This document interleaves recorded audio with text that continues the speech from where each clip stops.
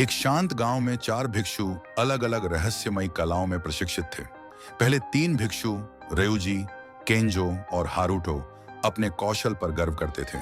चौथा भिक्षु, एक विनम्र युवक जिसका नाम सोरा था, जादुई शक्तियों की कमी के कारण अक्सर उनका मजाक उड़ाया जाता था।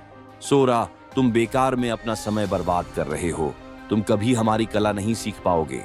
अगर तुम हमारे बैग उठाने के लिए आना चाहो तो साथ चल सकते हो। हमें धीमा मत करना सोरा।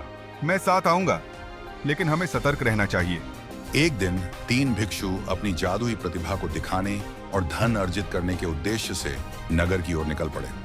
उन्होंने सोरा को अपने साथ ले जाने दिया, लेकिन केवल उनके सामान को ढोने के लिए।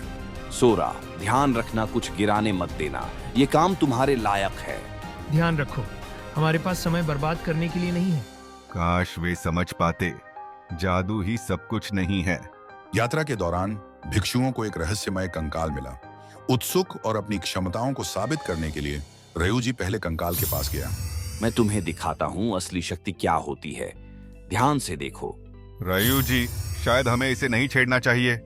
ये खतरनाक लग रहा है। अपनी क्षमताओं को साबित करने के लिए रेयुजी ने अपनी जादुई शक्ति का उपयोग किया और कंकाल को शेर का आकार देने के लिए जोड़ा। देखो, एक पूर्ण कंकाल। प्रभावशाली है ना? बुरा नहीं, लेकिन मैं इससे बेहतर कर सकता हूँ। केंजो ने अपनी जादुई शक्ति से कंकाल में मांस और त्वचा जोड़ दी, जिससे शेर का शरीर बन गया।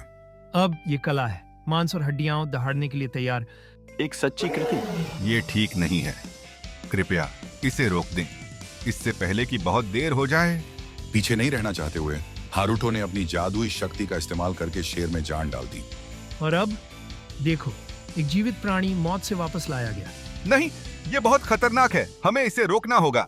सोरा की चेतावनियों को अनसुना करते हुए शेर जीवित हो गया और इससे पहले कि भिक्षु कुछ समझ पाते, उसने उन पर हमला कर दिया। हमने क्या कर दिया? ये बहुत ताकतवर है। भागो!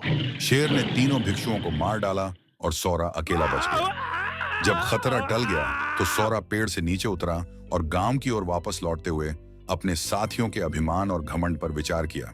मैंने उन्हें चेतावनी दी थी। घमंड और शक्ति ने उन्हें उनके अंजाम तक पहुंचाया। सच्ची ताकत विनम्रता में होती है। सभी का समान रूप से सम्मान करें, क्योंकि अहंकार और घमंड किसी के पतन का कारण बन सकता है।